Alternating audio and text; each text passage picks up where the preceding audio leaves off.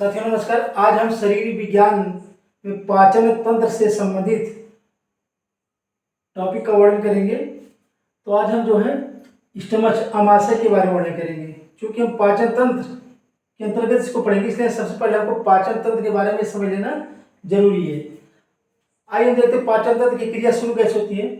पाचन तंत्र की क्रिया जो होती है हमारे मुख से ही प्रारंभ हो जाती है।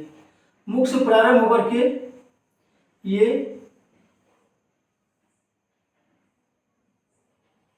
हमारा अमाशय जिसको पेट भी बोलते हैं, इसको जठर और उदर भी बोलते हैं। ठीक है, यहाँ से क्रिया होते हुए इसके बाद आपका जो है हम यहाँ पे रफली बना दे रहे हैं। ठीक है, ये जो गुदा के यहाँ पे देखिए, फिर ये सी आकार को तो यहाँ से अग्नाशय जुड़ा रहता है, यहाँ से जो है पित्रस आके मिल जाता है इसमें लीवर से। ठीक है, फिर ये जो है पक्वाशय यानी स्टोमा या पक्वाशय डांडेनम के बाद जो है आपका भोजन जो है प्रकृति के सीधे ये छोटी आंत होती है। छोटी आंत के बाद जो आपका सीधे बड़ी आंत में प्रवेश कर जाता है।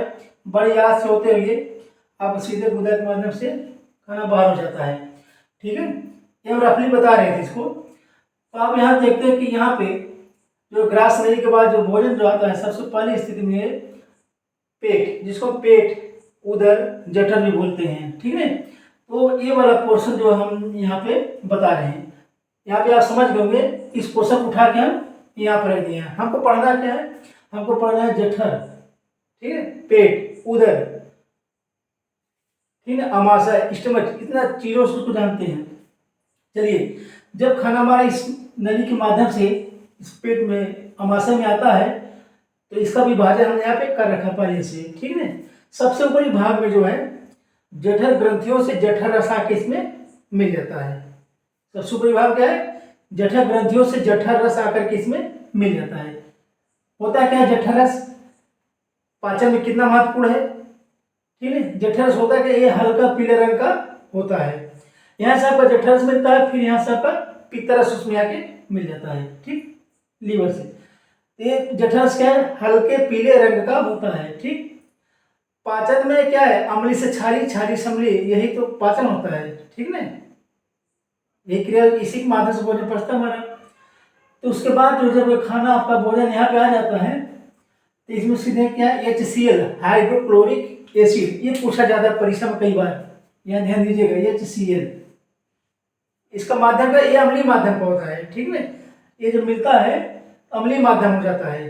ठीक, इसके बाद आपका जो उदर यानी कि अमाशय से दो प्रकार के एंजाइम मिलते हैं। कौन कौन, एक आपका एंजाइम जो होता है पेप्सिन होता है, दूसरा जो एंजाइम होता है आपका रेनिन, हमने यहाँ बोला है। ठीक, HCl जब भोजन को अम्लीय माध्यम में बना देता है तो उसके बाद आपका पेप्सिन एंजाइम स्रावित होता है।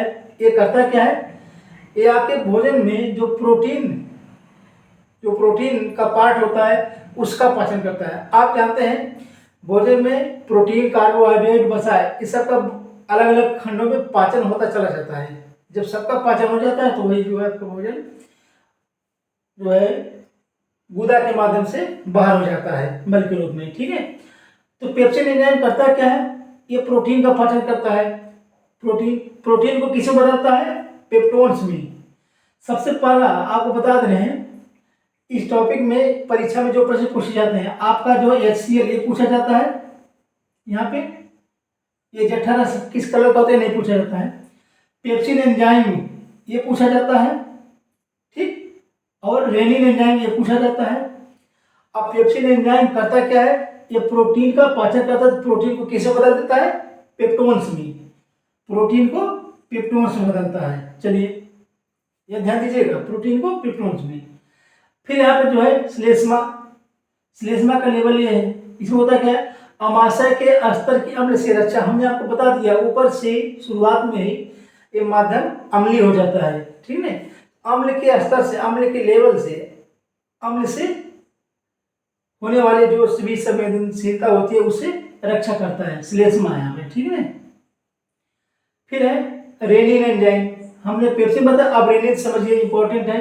ये भी तीन चीज, रेनिन एंजाइम करता क्या है, ये ऑक्सीमेशन जो कैसीन होता है, आप जानते हैं ना, कैसीन की मात्रा जो होती है, ये करता है कैसीन को किसे बदलता है, कैल्शियम पैरा कैसीनेट, कैल्शियम पैरा कैसीनेट, ये ठीक है। यहाँ पे पेप्सिन बदलता है प्रोटीन को पेप्टोन्स में, यहाँ पे रेनिन जो करता है क्या है, दूध में ऑक्सीजन जो दूध की मात्रा होती है कैसीन की, कैसीन को बदल देता है कैल्शियम पैरा कैसीनेट में। ठीक, यहाँ तक आपको और समझ में आ गया होगा। फिर आपका जो है घंटों तक यहाँ भोजन आपका इसमें पड़ा रहता है, ठीक है, इस क्रिया चलती रहती है उसमें।